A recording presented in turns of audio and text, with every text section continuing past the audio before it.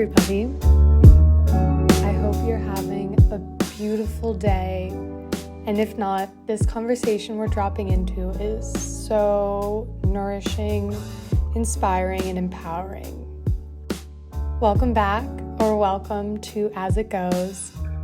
I'm Lydia, the founder of Reself, the studio empowering your conscious living through our guided path to seamlessly integrate the necessary wisdom and practices into your authentic way of being.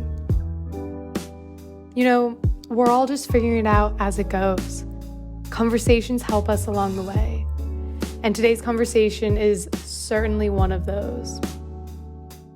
I sat down with Pradhan and Cierra, Valor, co-founders of In Bold Print, to talk about conscious living, specifically conscious consumption, as In Bold Print is a huge, budding facilitator of making conscious living unconscious, as they say, by making it easier for us as consumers to understand and choose eco-friendly products through their product scoring system. Before we get into it, Reself just shared our free, radiant, loving-kindness 10-minute guided meditation. This is such a simple yet life-changing daily practice to drop into. Practicing loving-kindness meditation reestablishes and nourishes our relationship with and active expression of our innate loving-kindness within, for ourselves, for our loved ones, for those we don't know so well, for those we struggle to love, and all beings everywhere. It reconnects us with our innate completeness and oneness, as we spoke about in last week's episode of As It Goes. This is how peace becomes our personal and collective reality. We truly embody peace when we're practicing consistently loving kindness. This meditation has its roots in loving kindness, one of the 4 key aspects of genuine love in Buddhist philosophy, as we spoke about in As It Goes, episode 32, Embodying Love, part 2.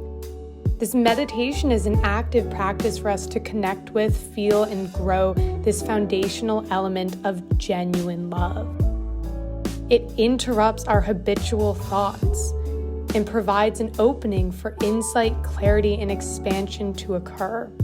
It transforms how we show up for ourselves, each other, and everything we do. Practicing and cultivating within this container of meditation that which we then bring out into the world in our everyday lives. Practicing this meditation right when you wake up creates a key transformative foundation for your day. And this is how loving kindness becomes part of our authentic way of being in everyday life. So give it a try for the next 21 days, or just for today. Download it for free using the link in the description, and enjoy the sounds of trees swaying in the sun and gentle breeze, and birds singing sweet affirmations of loving kindness in the background. My conversation with Ashley and Cierra always returned to the themes of intentionality and balance in every aspect of our lives, as we went from discussing finding movement that resonates with our unique being, nurturing conscious relationships, specifically as co-founders, but moreover as humans together on a journey.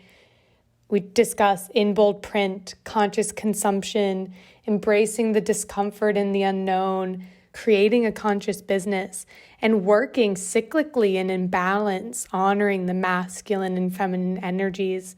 And finally, we discuss what fulfillment and freedom means to us. Ultimately, living our purpose and aligned with our true nature as humans.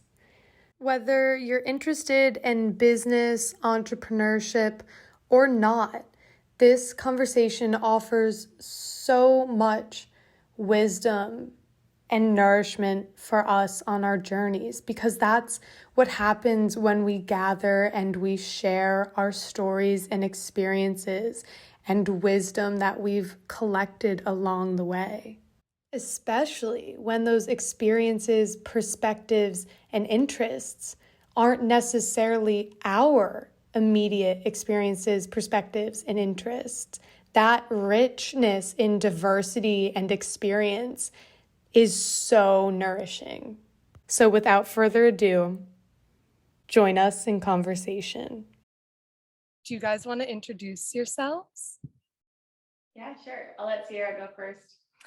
Yeah, I'm Cierra, Valor, one of the co-founders of In Bold Print. I live in Chicago. I have 2 dogs and am married, and kind of living that you eat and enjoy Chicago food, go on walks when it's actually nice out, and it's a little bit about me, and I'm sure we'll learn more as we go. I'm Ashley. I am also the co-founder of In Bold Print. Cierra and I have been friends for 7 years now. We went to school together and decided to start this business together. We also happen to live in the same building in Bucktown, Wicker. Our dogs are actually dating. They are. So they started off as best friends, but it really grew and blossomed into love. So they hang out regularly.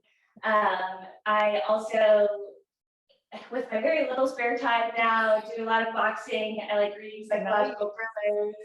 So we try to stay interested in other things and enjoy our lives a little bit too while we work. Totally. Those were great introductions. You clearly have practice at this.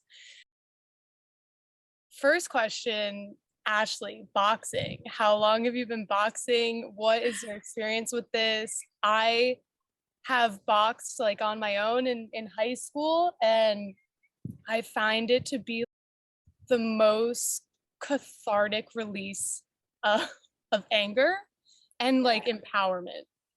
Yeah, totally. When I say I box bags, not people. Yes. I've had a couple like, oh my God, a couple people say, oh my God, you're such a badass. Like, how do you fight? Like, you get bruises, and I'm like, no. Like, the bag full of water, sand, or whatever it is. I've been boxing for several years now.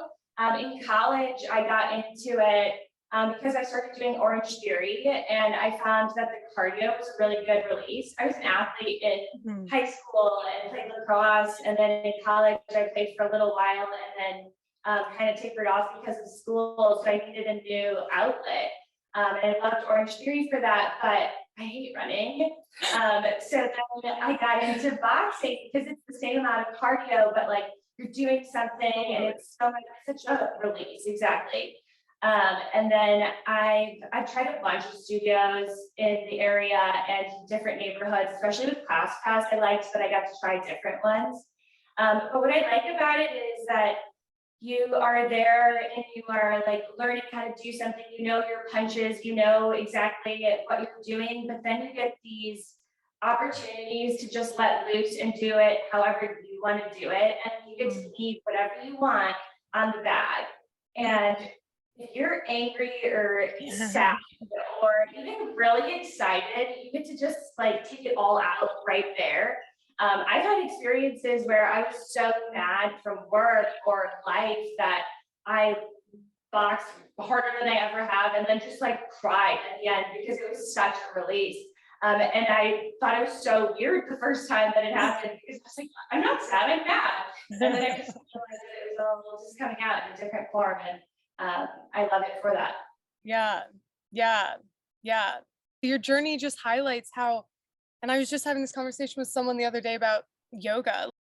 Everyone has a different form of movement that resonates with them. And just because running might be the push, or finding, your sport, whatever, it's such a journey, personal journey. And something I learned recently from a teacher of mine is that if your meditation is uncomfortable, then you're not doing the right one for you in the moment. So if you're seated and your mind is all over the place and it's really not working, and that's been it for the past few days, do a walking meditation. Change up what you need. And it's just so awesome that you listened to yourself, you knew what you needed, you knew what had been happening. It's just awareness, man. I will say that's such a beautiful way to put it, and I totally agree with the approach, it is hard sometimes to figure out what that is and to ignore what you're supposed to do.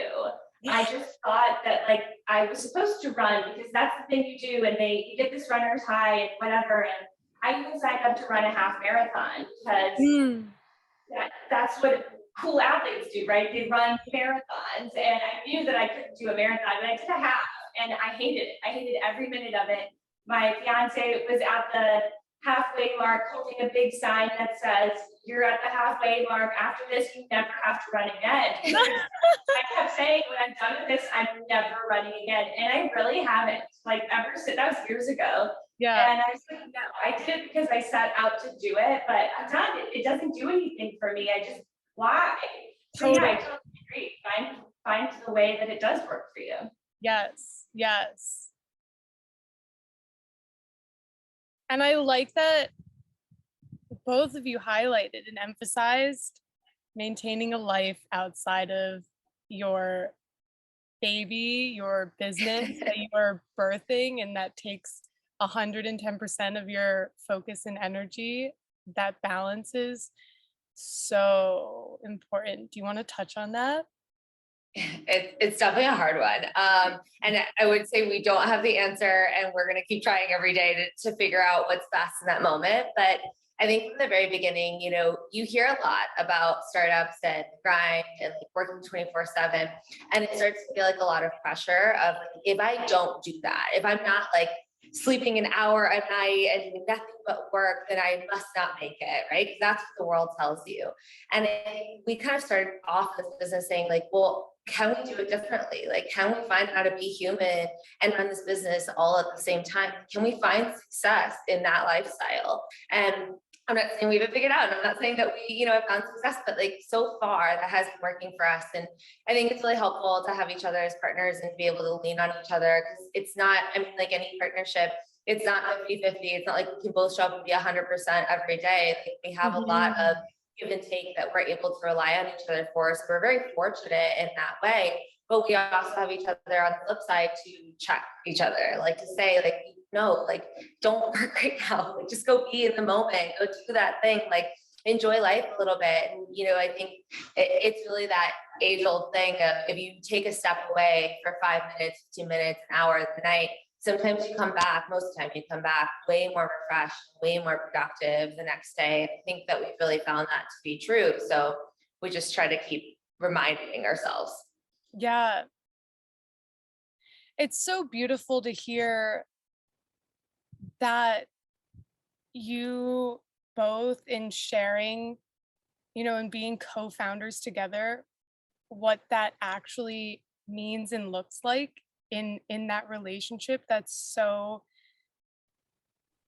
incredible. And when Ashley and I, Cierra, you probably already know this, but when Ashley and I spoke a few weeks ago, I asked her, if you didn't have Cierra, would you have done this? And without hesitation, straight answer, she said no. And that's so, it's just so clear to then hear you elaborate on what that relationship actually means and looks like, other than, and like equally, if not more important, in that foundational nurturing of, if both of you aren't feeding yourselves outside of work, it'll reflect in your work. And so that foundational relationship and nourishment of each other is just so incredible that you have each other in this journey. Yeah, we're definitely very lucky. I will not lie and say, like, when I started out before meeting Ashley, I definitely thought like, okay, one day I'm gonna, be an entrepreneur. And I thought that I would do it on my own. And after meeting Ashley and doing this together, like, there's literally no way that we could do this, without each other. And it's having a co-founder is amazing. And I won't obviously know what it's like to have other co-founders or what other co-founder relationships are, but I do think that we're very lucky in the partnership that we have, both personally and professionally, and being able to lift each other up and really like create that kind of partnership. And I think that's at the core of everything that we do, every decision we make. And so I feel really, really humbled and lucky that, she's willing to do this journey with me.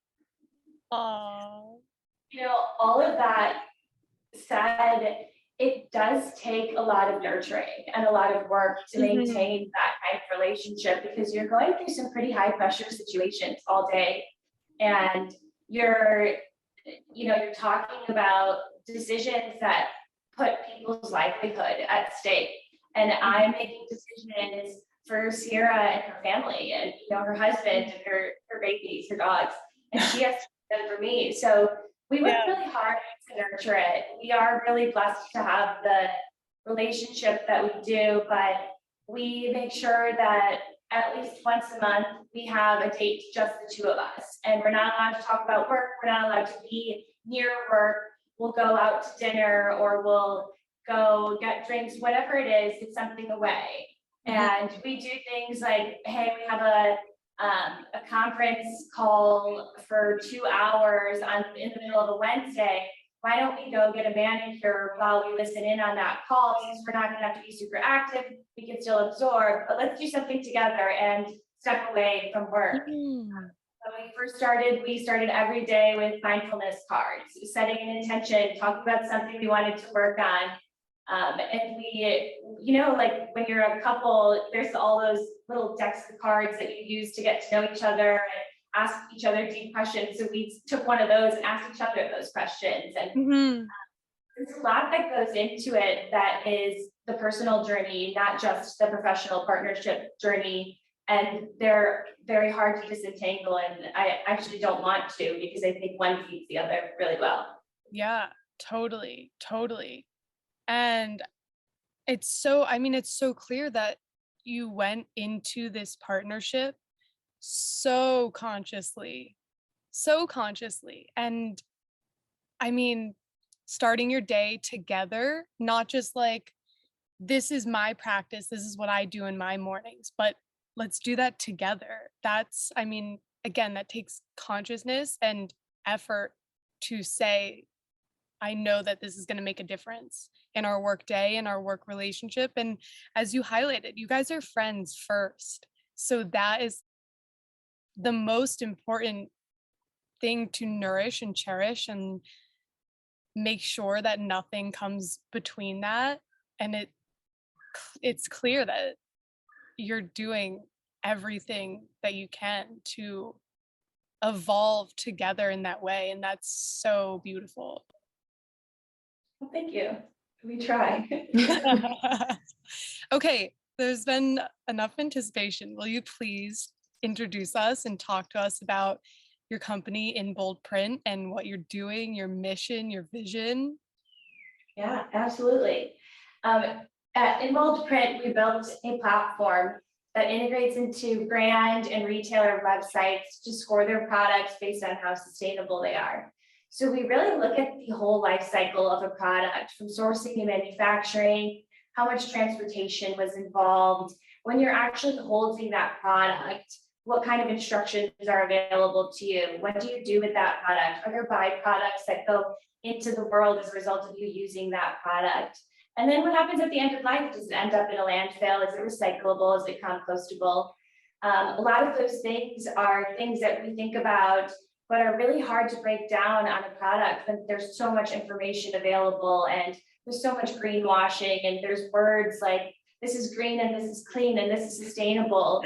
We had a really hard time as consumers figuring out how to decode that system. And being just data people, all of our experiences in the data and technology world for the last several years, we wanted to use our skills for good. And we wanted to make a little difference in the world. Our vision is to make conscious living so simple that it becomes an unconscious behavior. If you want some people to make big change, you're going to need a lot of people to make those changes, and it has to be simple. Yeah. I would love to say that if people care, they'll get behind it, and I think some do, but we got to get the people that don't care too. If it's so easy that they'll just do it because it's in front of them, that's how we get everybody. That's how we get a lot of people. So we really focus on bringing that information to the consumer and letting them pick products that align with their values. And we work with brands and retailers to do it because they want to give that transparency to their customers too. They want to source better products. They want to make better products. So we start with the business and give them a score on those products and create a whole scorecard that shows what's happening during the life cycle so that consumers can make their own decisions. Mm-hmm. Mm-hmm. So much to unpack there. I know. First, I did, if not one of Ashley and Sarah's first initial surveys of consumers and what consumers are looking for, and that process of what do you care about as a consumer and how does that reflect in your actions. We've talked about this on the podcast before, voting with our dollar. I know that that's something you both have used, and it's, it's really true. And on the consumer end, in bold print makes that process easier, because without it, the pain point is the fact that I and everyone else has to spend their time to discern, okay, where is this coming from? Okay, am I aware that that country probably has a lot of child labor in wherever they're producing? They're probably not producing the most sustainable way. La la la. There's no information about this product. I have no clue.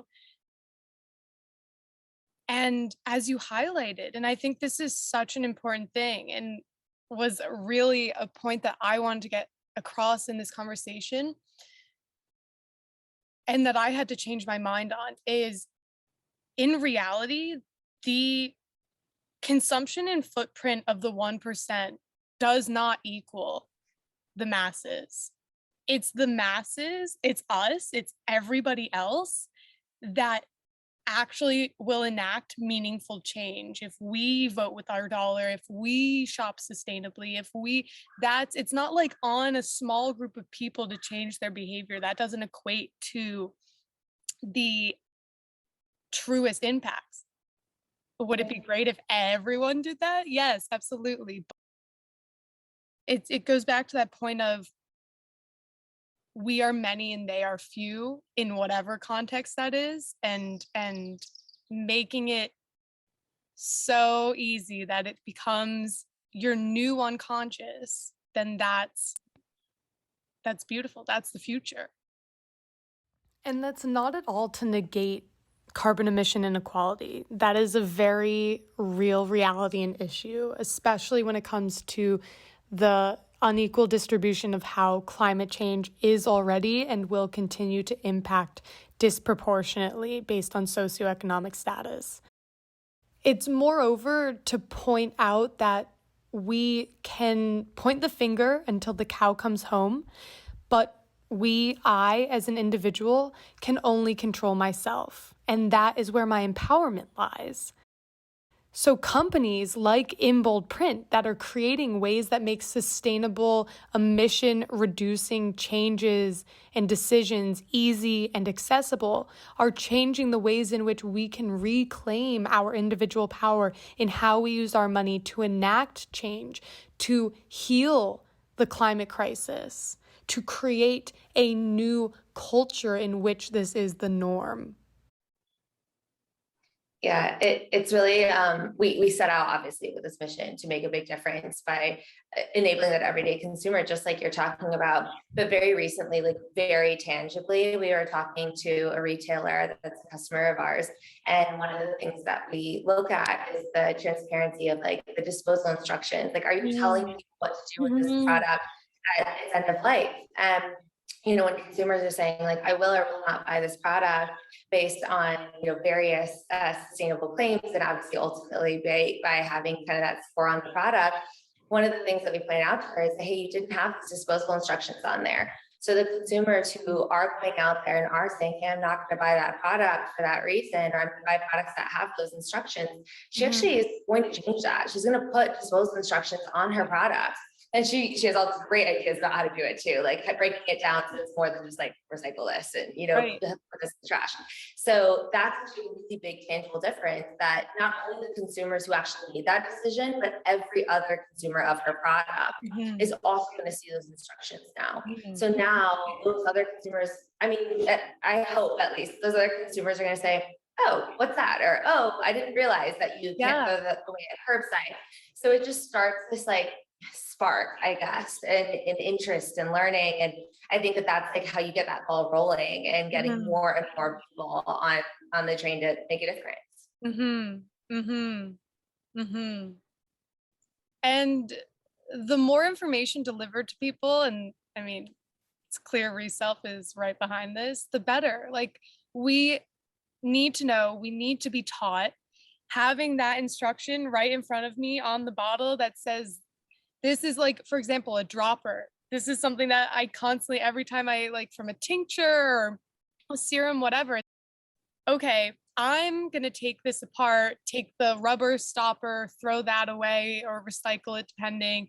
The glass goes recyclable, what's not recyclable, what has to go in the trash.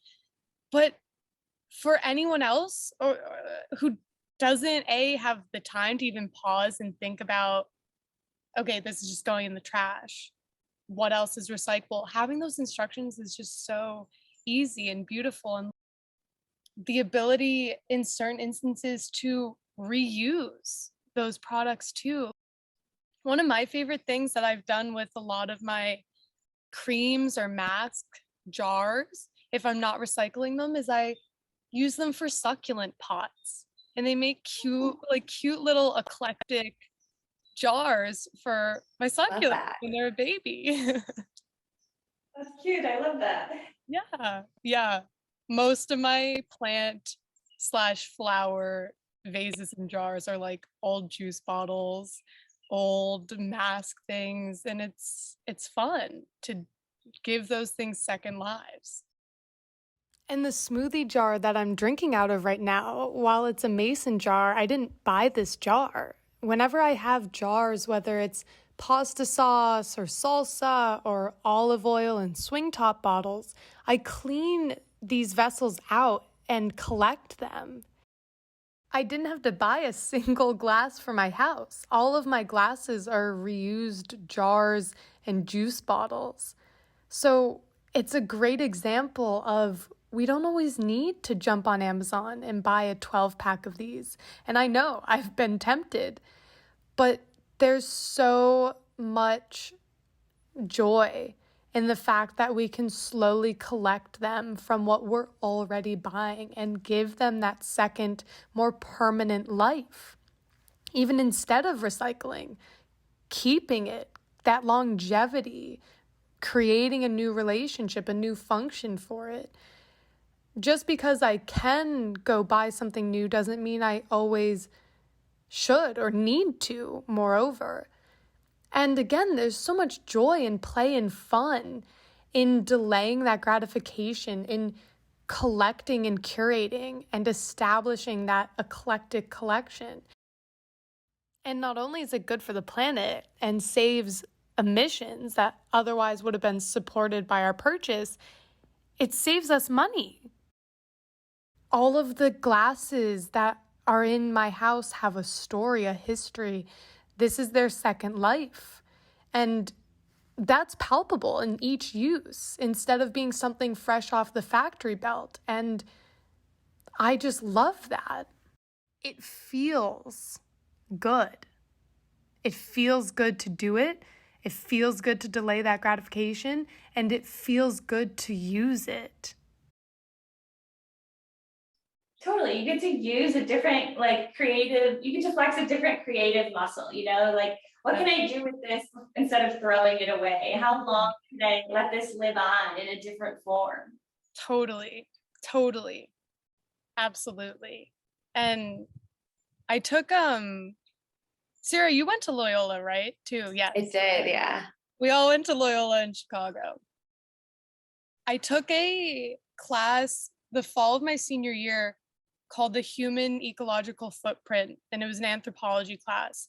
And my teacher, we read read a lot of stuff, but two books I recommend from that, and it'll be in the description, are The Story of Stuff and um, Garbology.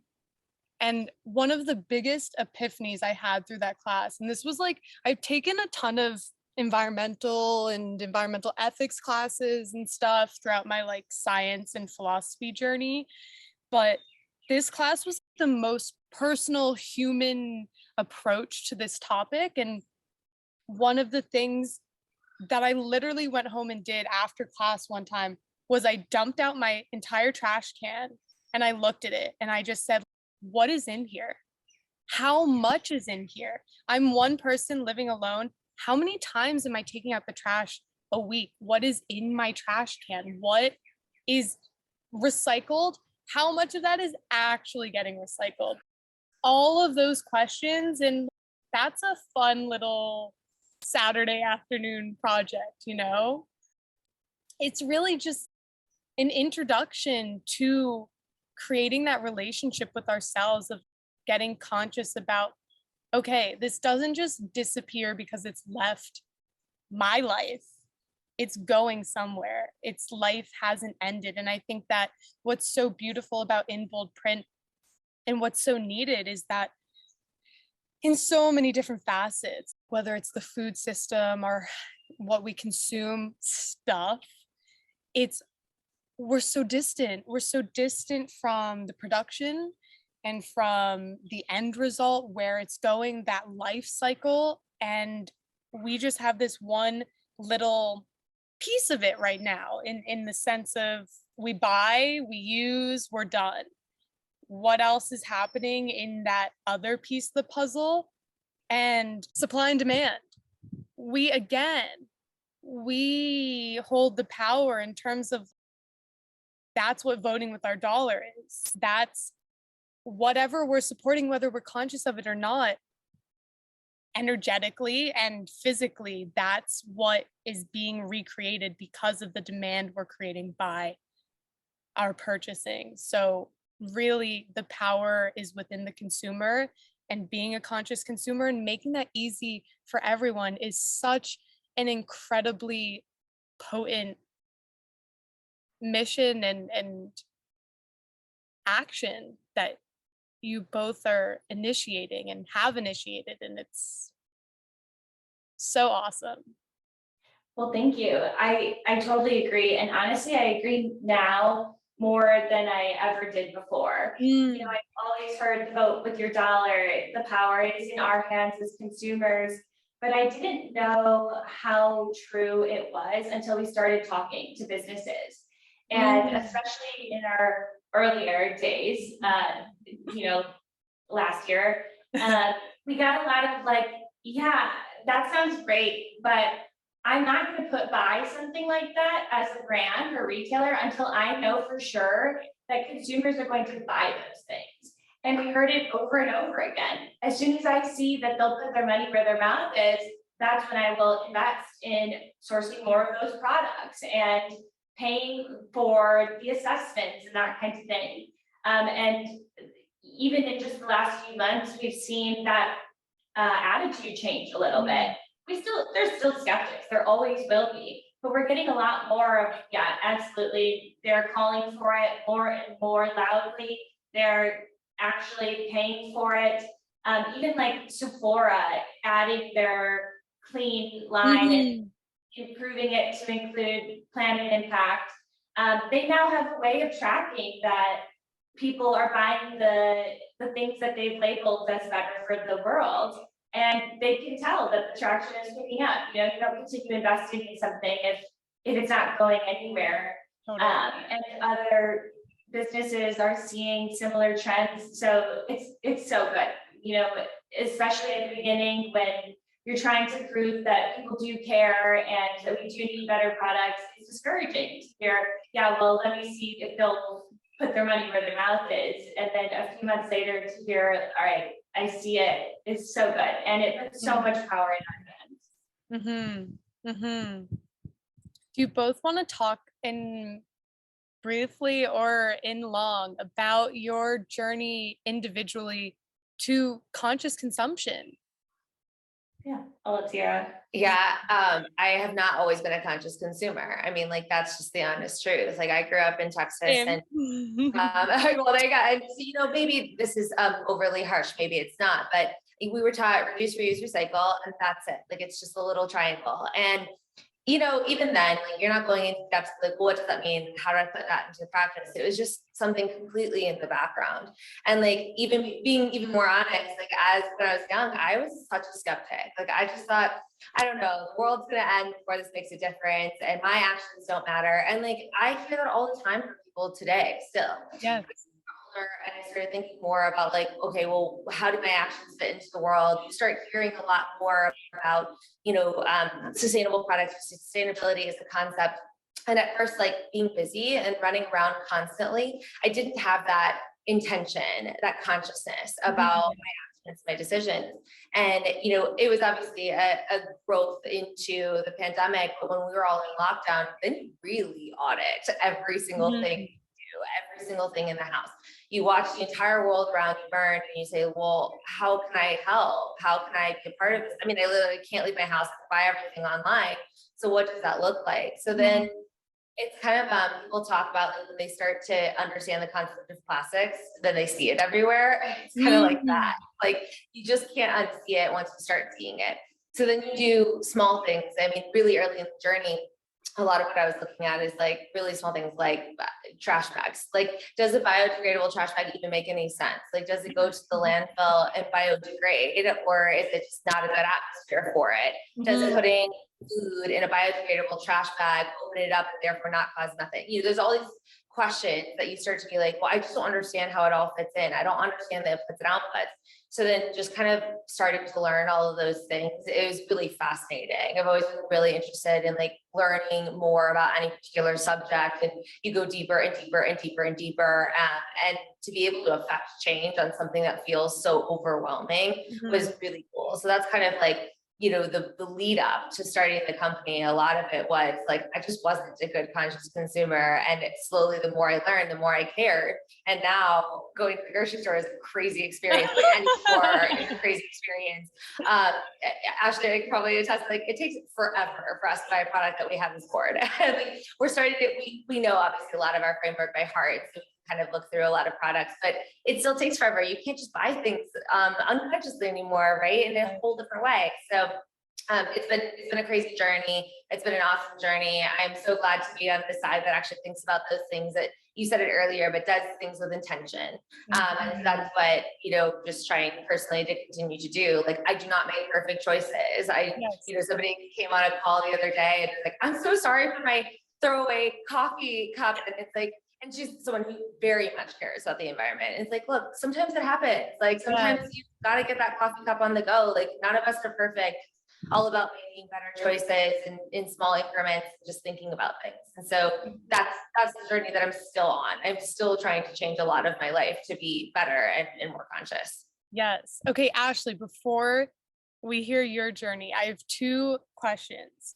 Well, I think one is more of a reflection of the compassion it takes, I think, when we begin to go on this journey of I'm just not perfect. And I think the reality is, as we said with that cycle and where in current culture and growing up as we were raised, where we fall into that and understanding the reality of the culture and in the environment has an impact on what we are able to choose. Sometimes if you want the coffee, you need the disposable cup, and that's just the reality of the world we live in. But also we can change that reality by every decision that we can make intentionally and consciously. I also think that it's really interesting. Before we started recording, Ashley reflected on the fact that I'm not in a city and they are. And also it's really buggy out here. I don't know if you see me swatting, but there's some, so it's not perfect. But I also feel like living in a city, and I think a lot of people live and find themselves in cities today, and that's the trajectory we're going in as humans gathering in cities more and more. I think it's also really difficult because even to another degree, were removed from the landfill, but also the nature. And okay, I want to compost my food, but I live in an apartment.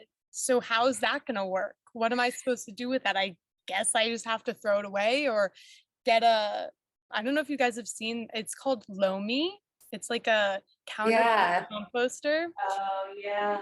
Yeah, those are kind of cool. I think that that's just another emphasis of the compassion and understanding the culture and environment in which we find ourselves and in which it is realistic to enact these changes. Okay, my question is, what framework can we all use as we go to the grocery store when we're buying something? What are like 3 or 4 things that we should look for in purchasing a product just on our own? I think the answer, the higher arching like theme that somebody said to me when we were deciding whether to do this or not, and Cierra and I were a little nervous about not being leaders in the space, but taking leadership roles in a movement and in the technology of it. And somebody said, worry about progress, start focusing on progress and stop focusing on perfect. Because when you go for perfect and you can't reach it, people tend to get discouraged and shut down entirely. Whereas if you're going for progress, you can reward small incremental changes. Somebody was talking about how they wanted to be a vegan, but they can't give up cheese. Like, now I love cheese too much, I can never be a vegan. And my friend said, well, why not go vegan and keep the cheese, at least for now? Like, do you know how big of a difference that would make in your life and the world?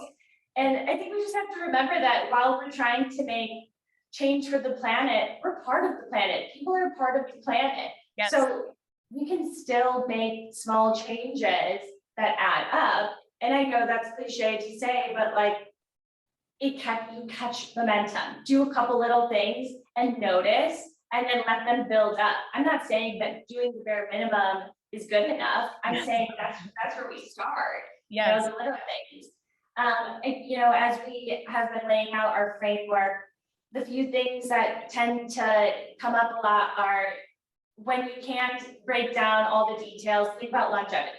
How long is that product going to last? If you're investing in a quality item that is going to last forever, like your reusable water bottle, you're going to get how many uses out of that? Maybe it's made out of a thicker material that won't degrade as fast, but it's going to last you 10 years as long as you keep it. When you're thinking about your electronics that are broken, instead of buying a new one, how can you increase longevity? Can you fix it? Can you repair a piece? Can you, bandage it up a little bit? And we have this idea in our minds that we can throw things away, that waste is just an integral part of the economy. And that's a really terrible assumption to have as a part of commercial, like just shopping in general and the economy. There is no away. Away is somebody else's backyard.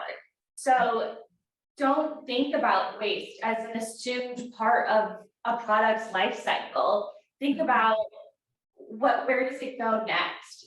Somebody was saying the other day when you're evaluating clothes that you're going to buy, how many wears are you going to get out of that? Yep. Because if you're going to buy it for a one-time wear, I'm not trying to take the fun out of life. You want to cute out here and there, like, okay, but what about the rest of your closet? Can you make choices that will make those things live on really long and, stop from buying new stuff? Reevaluate packaging the same way. How much of the packaging, that plastic that you used to make the bottle, did you repurpose? Did you take the opportunity to use old, PCR plastic that was already recycled that you could have used instead of making all virgin materials? And let's spare the waste, create your new stuff out of old stuff. So I think those are, I don't know how clear the list was, but those are kind of the things that we use when designing the framework and evaluating products. Yeah, I think that's really helpful. I think there's so much juice in what you just said and in starting off points and in different aspects of our lives. I mean, my background is in fashion, so that's like fast fashion is like the epitome of a huge problem, both culturally and in terms of that industry and waste. I mean, as you said, like, sorry to suck the fun out of it, but buying something just for one use is like, why do I need that? And I'm just as guilty of it as all of us because it's so easy. But like, why do I need that one top for that one night that maybe cost me $5 and no dollars to ship? Which, as I learned in my anthropology class, there's nothing that doesn't cost something. Even if it doesn't cost $1, it costs our atmosphere, it costs the planet, it costs someone who's not getting paid fairly for their labor. And as you said, reevaluating, and again, dump out your trash, dump out your closet. Where did this stuff come from? What is my relationship with it? And I think, as you highlighted, we as humans used to fix things. If something was broken, you took it to the tech shop to get fixed. You took it to the cobbler to get fixed. I was just talking to a friend about this. I have 3 pairs of shoes. We used to have a cobbler in my town who I would always take my shoes that needed to get fixed to. And he's out of business. And he's been in business for how many years, serving our community? And it's, what does that tell us about, I don't want to say where we are, because I think where we are can be reflective of where we're going, but it's more like where we've been and what were those conditions that led up to that point. Obviously, COVID is a piece of it, but what does it look like to look at those shoes and say, these aren't trashed, they can be repaired and rebirthed or repurposed or whatever it is. So I think that that's such simple, sage advice for a starting point.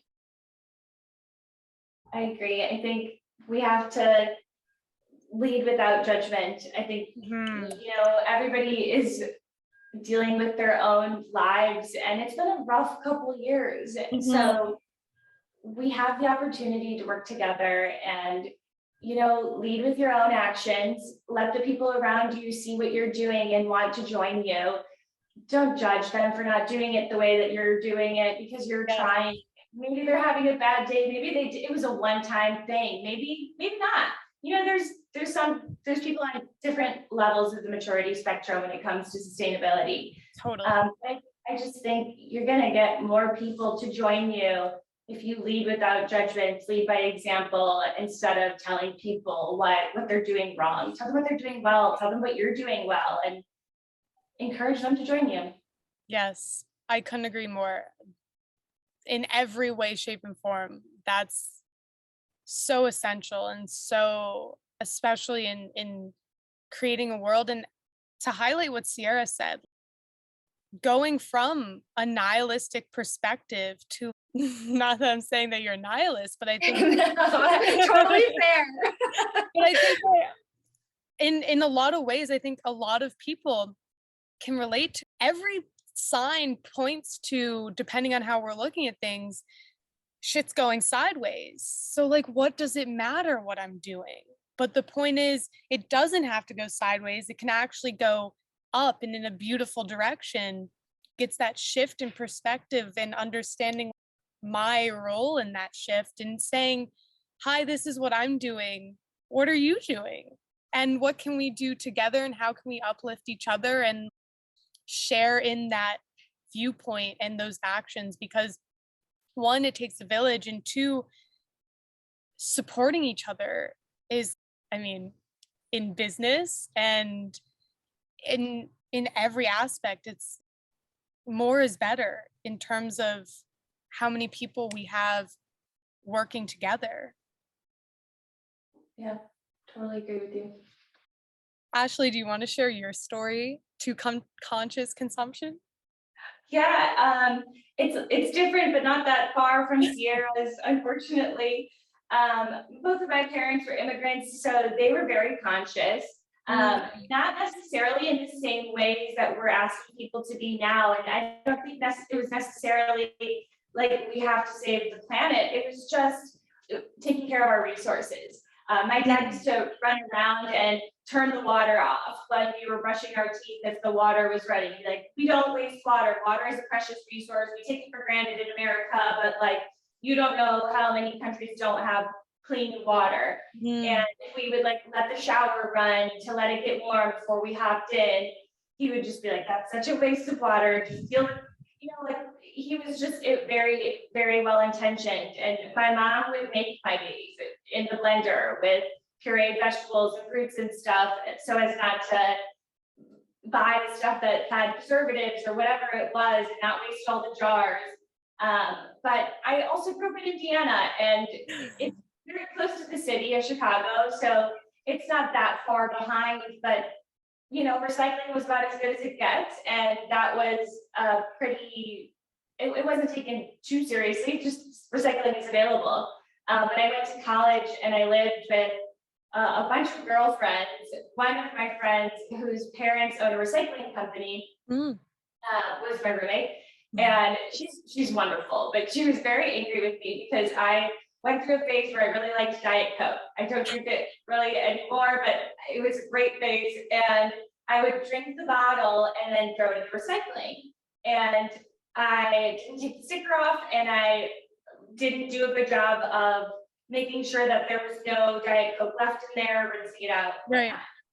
And I must have done it one too many times. And this girl, who is very passive, very sweet, she hates confrontation, comes storming out of the kitchen, holding the Diet Coke, and she's like, who keeps putting Diet Coke in a recycling bin with Diet Coke still in it? And everybody's looking around, like, everybody knows it was me. Nobody in the house drank Diet Coke. And I was like, me? It was me, why? And she was like, did nobody ever teach you how to recycle? And I was like, I mean, honestly, like, I guess not. Like, there's, you look for the recycling symbols, and like, that's as far as knowledge I have before college. And then you get to Loyola and there's no water bottles, you learn to use the fill stations, and it's very progressive, which is wonderful, but I didn't have that background before school. And she was so angry about it. And she's like, okay, well, you're about to learn. We need to take the sticker off. We need to empty the Diet Coke. We need to rinse it out. And then you can think about putting it in the recycling bin. And it was great. Like, I wasn't upset. I wasn't her. We all laughed. We all knew it was me, but she was, being kind. And I learned a lot from her. And she took care of making sure that the house did do that. And one of my other roommates made sure that we had good toilet paper that was bamboo or recycled paper. So I learned a lot from the people around me. And I'm still learning. When we decided to do this, I sat down with circular economy for dummies, and I had no shame. Like, I just need to know at the dumbest level, what are we working with? What is the problem? Why is this so hard? Like, why do people not understand what we're trying to work towards, and why do so many people have different perspectives on what it means? So I get down all the way to a point of no pride and read a For Dummies book and see what the fundamentals are. And then I will change my actions and work up towards that. So similar, very much at the bottom, working our way up. This is my last example for you. I just thought of it.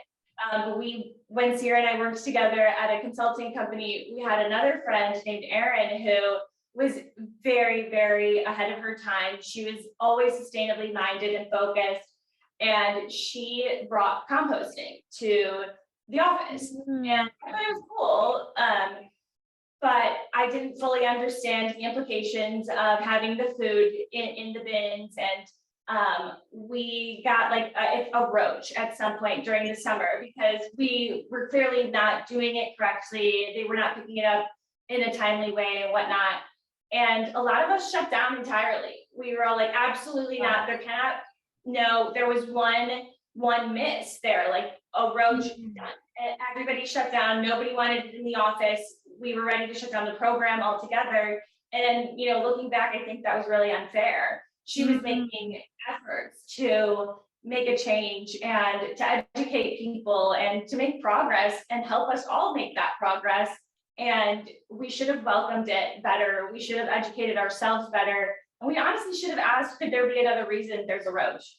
And not just blamed it on the thing that we were uncomfortable with. But I think learning experiences like that stick with you and propel you forward.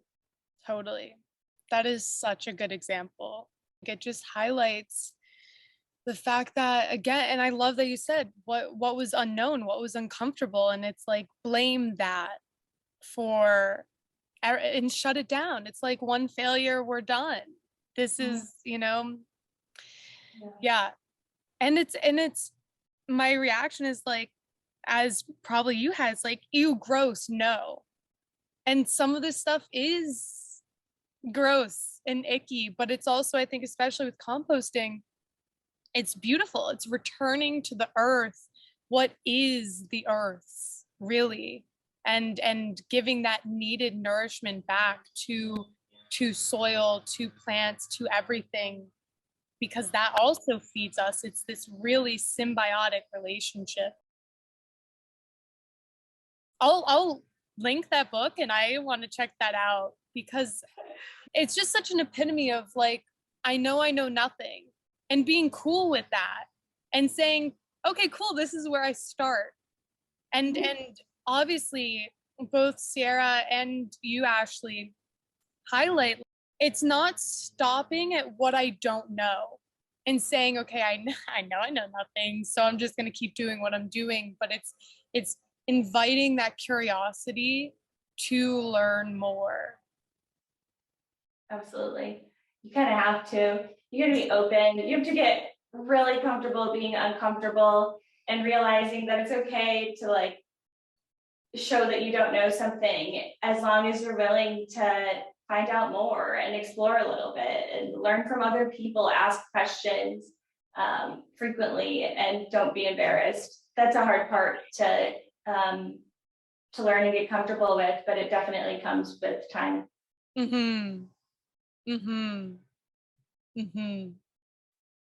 I would love to talk about, as founders, as women in roles of leadership and entrepreneurship, creating a company in the conscious space. And also having background, I know Ashley, Cierra, it sounds like similar to you too, having background in startups. How are you doing business differently? And what does creating a conscious business look like and mean to both of you? There's so much to answer there. Like there's a million things swirling around immediately. There's a thing that I always say, like, it's just the first thing that comes to mind, but like, we try to be human first. We talked already about how we try to work a little bit differently, how we try to make sure that we check in with the human in each other. But as we, start thinking about hiring, which we are now, a lot of what we're trying to do is make sure that we check the human that's coming in, like what atmosphere are they coming into? How do we create a culture that is conscious of their experience, working with two founders who are friends and, all these things. And we really do think back on stories like Ashley's telling about the composting bin a lot, and try to reflect on those things and figure out like, what did we learn there and how do we apply that? So I think like with anything, with, leading a conscious business, leading a conscious life, a lot of it is just checking back in and constantly saying, I think one of the biggest lessons learned in starting a company is, you do the best you can with the information that you have. And so it's really hard not to fault your past self. But on the flip side of that, like, how do we learn from that? And how do we change the things that we're going to do in the future? So I know it's a really, really ambiguous answer, but we think all the time about how we put the human first. And like, that's true for us and each other. That's true for hiring.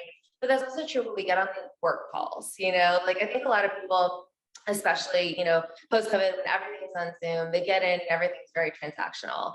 And we just want to get to know the humans on the other side of the call as much as we want to learn about their business and, how we work together and those things. So I think a lot of that is like, we just try to put that first. We try to prioritize that in every aspect of how we do business. So introspection is something we do a lot over here. Totally. It's clear too. I mean, sorry, Ashley. It's so clear that what you're saying and what you're doing and how you're doing business is human, because that process of introspection and reflection and checking in applies so much outside of business to every aspect of our lives. And I think that's when you know that you're onto something, is like, this is what's working inside the office, but it's making a complete difference in everything else. And it's also what I do outside of the office in terms of how I conduct myself as a human and how I treat others as a human. And I think that's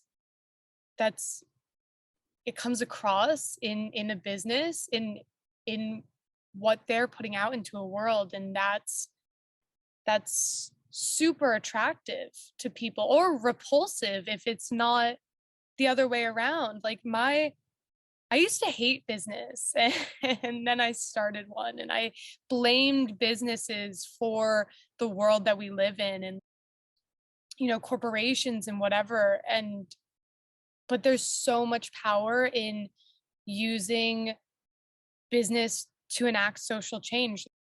You are solving a real problem that allows people to change their lives in a very easy way. Totally. I think your way of saying that it applies outside of work is the key there. We try to approach everything with humility and compassion. And I don't mean humility like don't ever say you're good or don't ever assume that you know things. We work really hard and we try to be good at things. We're not going to turn that down, but what we will do is always be open to somebody else being more right or having more information, and open to the possibility that there's a part of the story that we don't know. And that doesn't always have to be that a customer is hiding information so we can't close the deal. It can be that an employee has life happening and they're not slacking at work. They're dealing with something and not able to give 100% right now. And so we try really, really hard to go into situations with openness to whatever is going to be around us, and not with this tunnel vision of we need to get this done today. This is what we need out of that meeting and that person. We're developing relationships, we're learning, we're building community, and we're kind of just open to letting that form with people around us.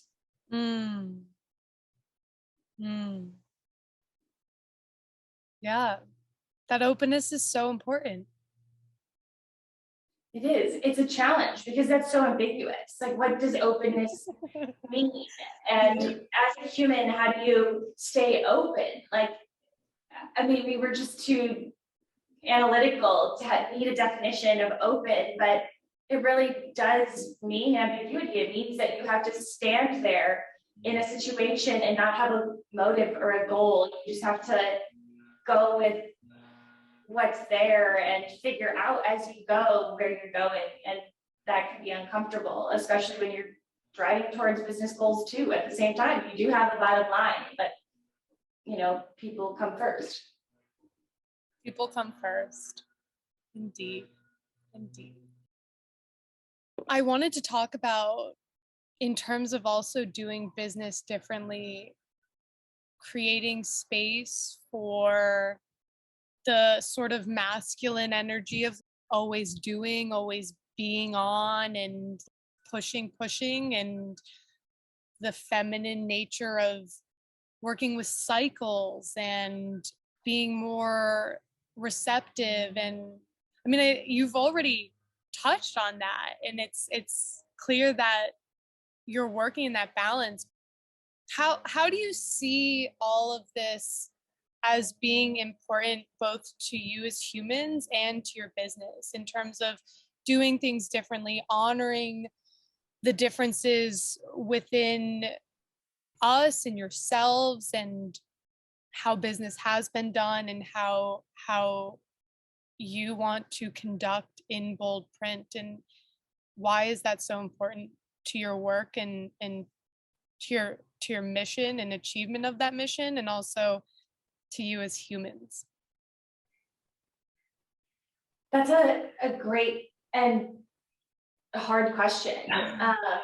I think that one of the things we learned during quarantine with everybody working remotely is that the whole world doesn't have to, and life doesn't operate on a standard 9 to 5 schedule. And learning that that is even a concept opens the doors for life to happen around, well, work to happen around life instead of life to happen around work.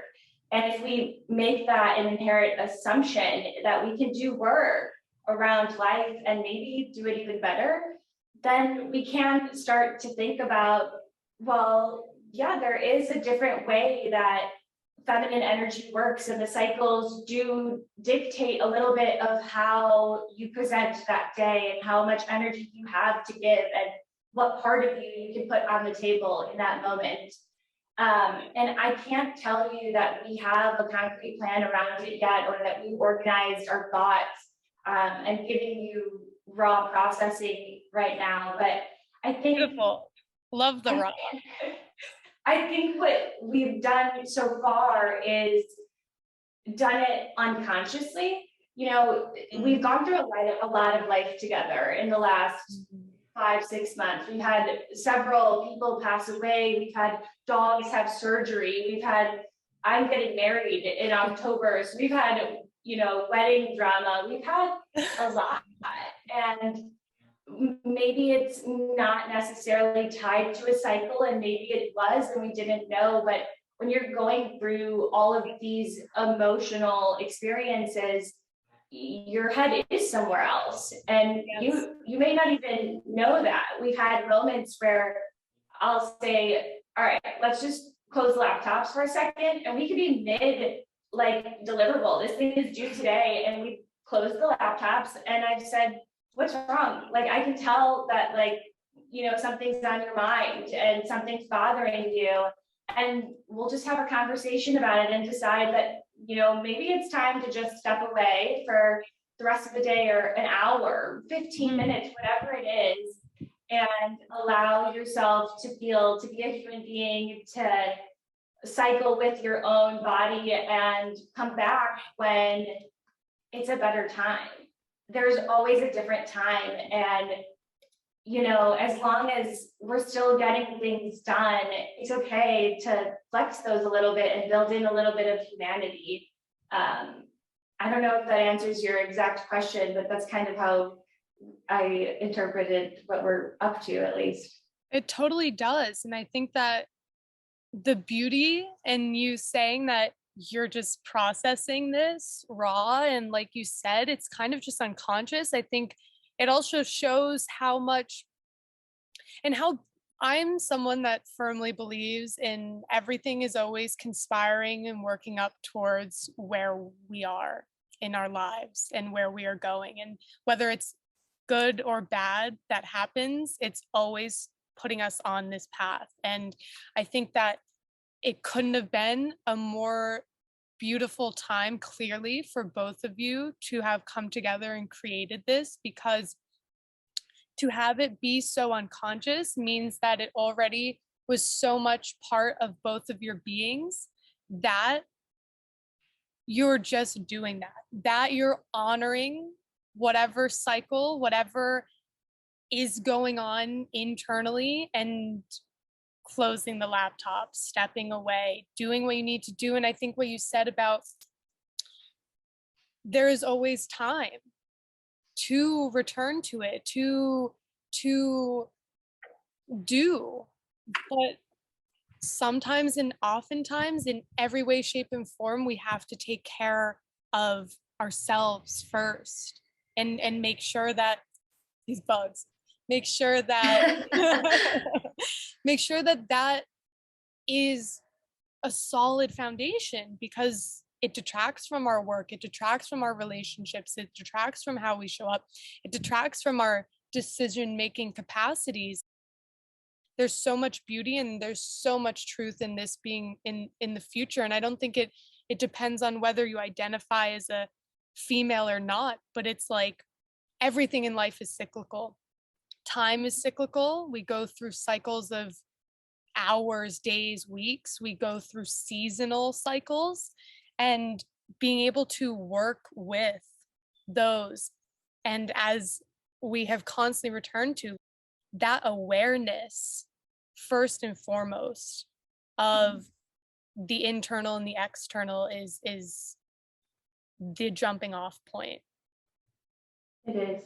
It's a hard thing to connect, but when you start to let it in and let it be a little bit louder, you notice what a difference it makes to let those be what they are, to address them, to give yourself a break when you need it, or you learn when, it's okay. I can deal with this one in a little bit. Right now I'm okay, but you don't get to make those decisions until you actually look at those feelings. Cierra, do you have anything to add? I think all of those things like really lead to growth in the end. I think exactly what you said. Like, I am such a firm believer that like everything in your past has led to where you are today and has led to who you are today and how you'll tackle the future. And I think that, to Ash's point earlier about being open-minded, like that's absolutely how we approach things. And part of that balance is just being open-minded to like where we're going next. Like sometimes it is shutting the laptop and thinking about where we're at and what we're feeling, what's going on. And it's kind of the same thing we said earlier too, like that can make you more productive. It can make you come back to that work and really tackle through to your point about like really being bullish on the work. And so all of those things, I think, take a lot of what we've been talking about the whole time is like, it takes a lot of introspection, it takes a lot of like, go so deep into every single detail, tunnel into it, and then pull back out and figure out where that fits. And that's true for work, that's true emotionally, that's true in so many ways. So I think all those things put together really lead to a lot of our professional growth, our business growth, but like a lot of personal growth as well. So it's definitely like this marriage of the way that Ashley and I as humans work and what we bring to the table and the way that we relate to work, to life, to emotions, and how we learn from each other in those ways. And we talk all the time about how we draw on each other's strengths. Like we are very, very complementary in these really nuanced ways that you don't typically see. People talk all the time about co-founders, so like one person's the tech person, one person's the salesperson. That's just not who we are. Like we are so nuanced in the way that we complement. And so I think it's just been an awesome journey to learn how to grow together, to learn from each other, to take all these things in play. And I think our balance, maybe it's out of chaos that the balance is born, but I think that our balance comes from that. It comes from kind of zooming in, zooming out, relying on each other's strengths and weaknesses and learning and growing. And as we learn and grow, rebalancing those things together. So I think that's, it's been not entirely, it's not this crazy long journey so far, maybe life has been, but I think there's so much road ahead of us. And I think that those are the kinds of things that let us grow together. And so it's been magical. It's been really cool. And I think that like balance is the key to everything. It's hard to achieve, but it's definitely the key. Totally. It's all so dynamic, as you're saying. And you laugh, but I totally agree with you. I think that out of the chaos comes that balance, and the nuances are so important. And it's taking that, whether it's in a relationship, in any relationship capacity, whether it's work or romantic, friendship, familial, individually first, right? Taking that time to understand those nuances and make space for that introspection. And as you highlighted, it's in the direction of growth or like evolution, growth if we're speaking in a business sense, I think, especially as a startup. But it's, what a beautiful circle. It's sustainability. It's sustainable growth. It's not pour on the VC money, grow, scale, go public. Oh, wait, now we're tanking? What happened here? Because in reality, that sustainable, mindful foundation wasn't built and established and nurtured as you are exemplifying. And it's so clear that how you are doing business and how you both are working together is that beautiful, sustainable relationship and foundation from which growth occurs in the most attuned way. There's a great quote that's been appearing in my life multiple times in a very synchronistic way from Lao Tzu, and it's, nature doesn't hurry, but everything is accomplished. Yeah. And when you both, as you are, attuned to inner nature, inner cycles, outer cycles, everything, that's where that, I don't want to say easeful, but there is a sense of ease and balanced growth occurs. Definitely. You have a very powerful way of putting complex concepts simply. And I love the way that you see things that we haven't been able to put words to. You know, we talk to people all day long, but your perspective on our relationship, business, and general life is our missions are so tied together that I love to see how you communicate and how closely related our perspectives are. Yeah, thank you. Oh, I'm glad that, I think that one of the best gifts that we have in our journey as we evolve and grow and learn is when we learn a language or a framework that puts words to our experience in a way that we can say, oh, I knew that. I knew that innately. I felt that, but this is what it is. And it's just so cool to have that, aha, yes, Those are the words. right. And then it's, okay, now where can I go from here with that understanding? I totally agree. Okay, final question. I can't decide which F word I want to use, so we'll do both.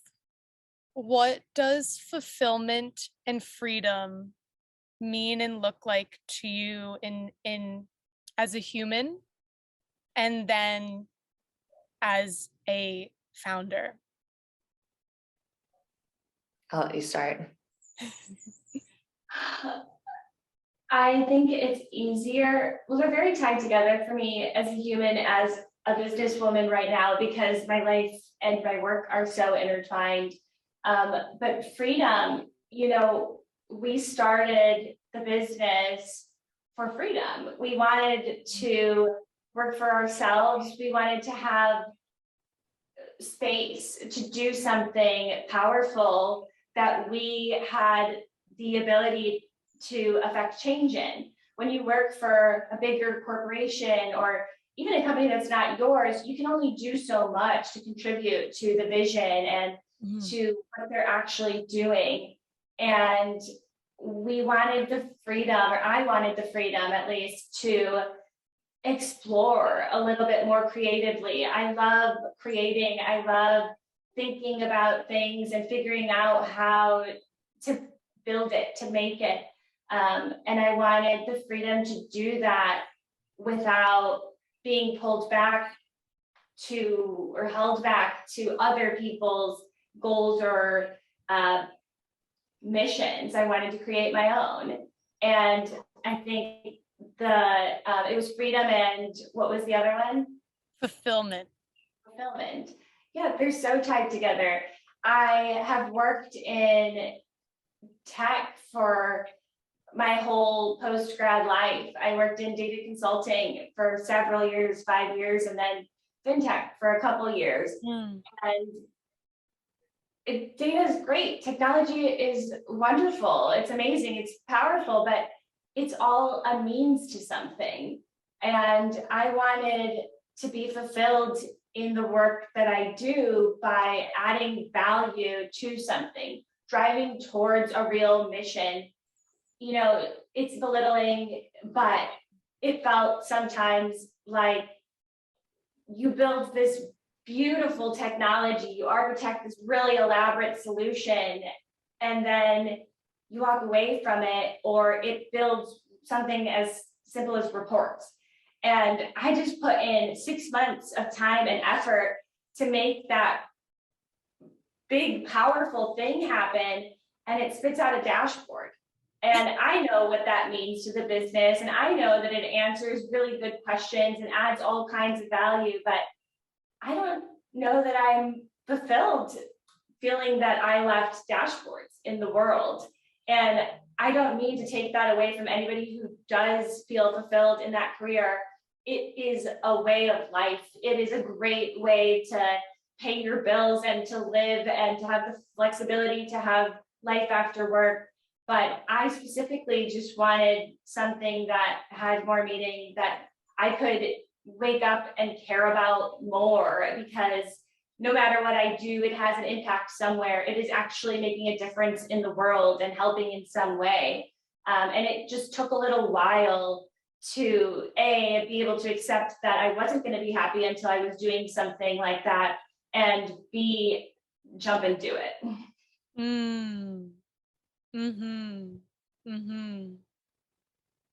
You highlighted something that's so important. We've talked about on the podcast, this idea of memento mori, or remembering your death, and the power of looking at what am I leaving in the world?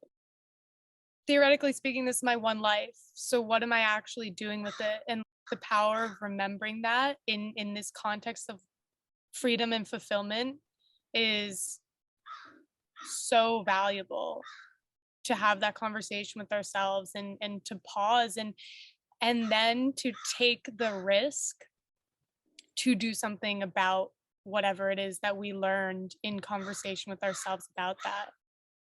Again, both of you said, I don't know if Ashley, you said this in this conversation, but you kind of touched on it. Cierra, you did. You both kind of had a sense that you would be entrepreneurs, that this is something that you wanted to do. And again, everything conspiring to this moment, and the perfection of all those imperfections that added up to getting to use that innate knowing that you both had in this perfectly aligned way is so, I think that's also, perhaps for anyone, that's the root of the fulfillment and freedom equation. Cierra, what's yours? It's going to be similar in some ways, but I think like I always come back to a lot of times they used to talk about the way that work-life balance worked was it used to be that you go to work and then you stop work and you come home and you have life. And then it, obviously with the dawn of internet and everything else, it started being that you take your work home with you to your life. And there's just a blurring in a bad way, in an unbalanced way. And the call at that time or over time became, well, how do we create that separation again? Like, how do we create life and work? And I felt over my career that I started seeing more of like life come into work. You start having more personal conversations, making friends, those kinds of things. But ultimately, like I felt somewhere deep inside that I wanted to have a blurring of the two. I actually wanted there to be a lot less separation than what the world was asking for. And I think like I did always associate that with entrepreneurship, but I didn't like obviously understand what that would feel like until I was actually here. And I think for me, like, it's just being able to, you're at dinner with friends and someone says something that has nothing to do with what you do, but it sparks an idea. And, unfortunately you have to be the person that whips out your phone and puts an idea down.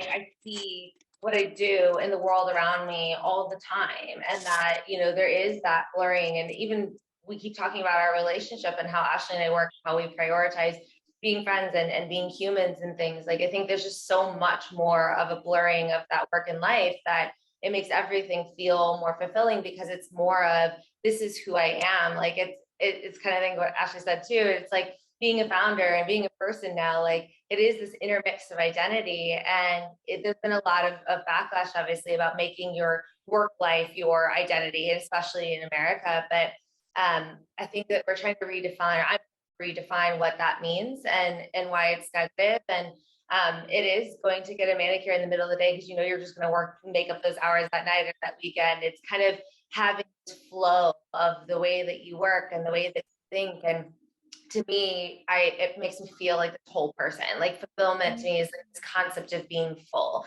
I have things that are occupying my mind all of the time, and they are making me a better human in addition to making me better at whatever specific subject I'm thinking about at the moment. So I'm gaining benefits in both areas, and I'm putting in work in both areas. And so I think a lot of that is really a part of it. And I think that, and like, not to harp on our friendship again, but I just think that like part of the fulfillment is just like we do get to spend every day like getting to know each other more and more. And like we talked earlier on about this a little bit, but like when we came into this business, we thought like, oh, it's probably crazy because, you know, it's like making decisions with a life partner that Yes. affects money and home and things. And actually I've come out of this is like a recent thing I started saying, but I've come out of this being like, well, actually we make like 50 decisions a day that are our entire future. And who has to do that in a life partnership? Yes. It's ridiculous. And so it is like, I think it's so much growth and so much fulfillment there as well, because like, it's just every single aspect of my life. And then, you know, even on that note, I go home to my life partner and I'm like, hey, these are things that I learned about the way that I work and the way that I might be, you know, not well contributing to a situation, or how I might be coming across that I didn't intend. And so you can just kind of take so many things into so many different aspects of life that like, I that part is really interesting and really fulfilling to me. And then on the freedom side, it's like, it's the ability to try and fail and try again. And it's the ability to like be creative and test it out and see what happens. And it's the ability to like make a bet on your gut and what it says. And like, you know, you're going to live with the outcome of that decision if you know, it was wrong or whatever. But I think that like, there's so much freedom in that. And there's like logistical freedom of being able to like come and go and that kind of thing based on your meetings, your life, your schedule. But I just think there's a lot of, I think that you have the freedom to be fulfilled in this role. And so I think all of it comes together, all of it plays off of each other. But you know, I'm growing a lot as a human, as a founder. And I think those things are really intertwined. Totally, totally.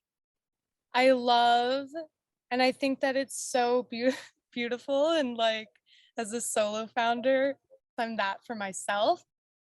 You both get another life partner, truly. That's, you know, really, if I'm taking anything away from what that dynamic relationship is that you both share, and the way that you approach it is really that.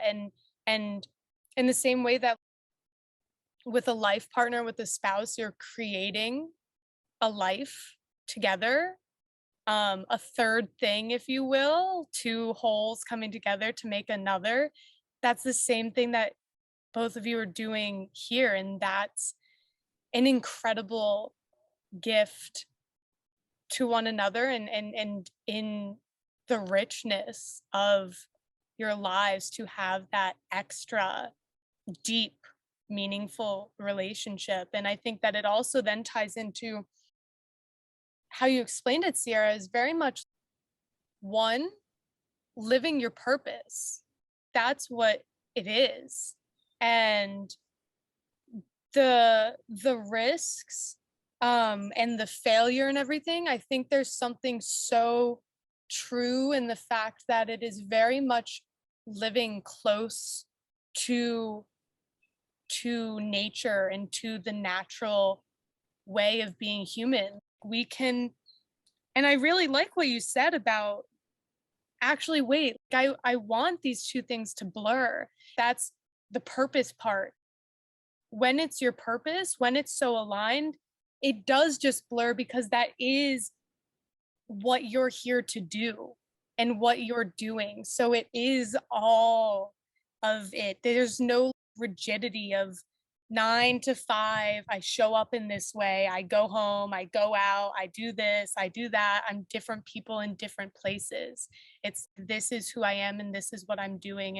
And I'm living that very fully and very deeply. And I think that there is so much truth with a capital T, to be philosophical about that way of being. And it's, I also don't think that it's not just to say that entrepreneurship is the only way to do that. again, to highlight, it's just living our purpose and living in a way that if you don't feel like we have innate purposes in life, or things don't conspire to show us what our purpose is, then finding that meaning and that fulfillment, it's another good circle. It's like the workout. It's just finding what it is that works for me and then doing it. There's definitely like two quick things on that note that I want to make very clear. Like, it does look very different for everyone. And like, we obviously echo a lot of each other's sentiment because we're doing the same thing. But to your point earlier about being a solo founder versus having a co-founder, like, we've met so many amazing people in this process that are solo founders. And there's such a community, like even talking to you, there's such a community of people going through life experiences together that it doesn't have to look like a co-founder. It can look like a solo founder, find community. And there's just that aspect of things that, like I was gonna say, like our journey doesn't have to be everyone's journey to feel fulfilled and to have freedom. And talking about that, like some people do like the 9 to 5 and like going out. Right. I have a friend who struggled a lot because the world tells you that you have to find this bigger meaning, this career that's like everything to you. And he really, really just kind of wanted a job that paid the check so that he could, do hobbies and build things and work with his hands so that he could, I don't know, be home with kids one day. Like, and so he talked a lot about how, or eventually he talked a lot about how, like, well, I feel this pressure that I have to like find my fulfillment in work. And that's just so I just wanted to mention that those two things, like, they don't have to be our journey. They don't have to be what we found as fulfillment. I think it's so important that it's what you said at the end there. It's so important that it's very personal to you. Totally. Highlighting your friend's experience too it's so valuable because, like you said, it's whatever, I think it's whatever facilitates that ability to do what is fulfilling, working with your hands, playing with your kids, whatever it is. And truly, I think in terms of entrepreneurship, it's like that scrappiness of whatever it is to make it happen is whatever it is I have to do. And I maybe not have to do, but I will do, and I choose to do. That is to highlight or to define that innate humanness and that natural depth of that action is expressed in numerous different ways, perhaps in an infinite number of different ways for everyone else. But I think that there's that innate relationship between how we use our time and what is fulfilling and meaningful to us. Absolutely. Thank you so much, Cierra and Ashley, for sharing this time with me and for having such a fulfilling and nourishing conversation and sharing your wisdom and your journeys so vulnerably and raw. It's so nice and so rich. Well, thank you for having us, Lydia. Have a wonderful day, both of you. Thank you, you too. Bye. And to you listening, have a beautiful week. I'll see you next time. Bye, everybody.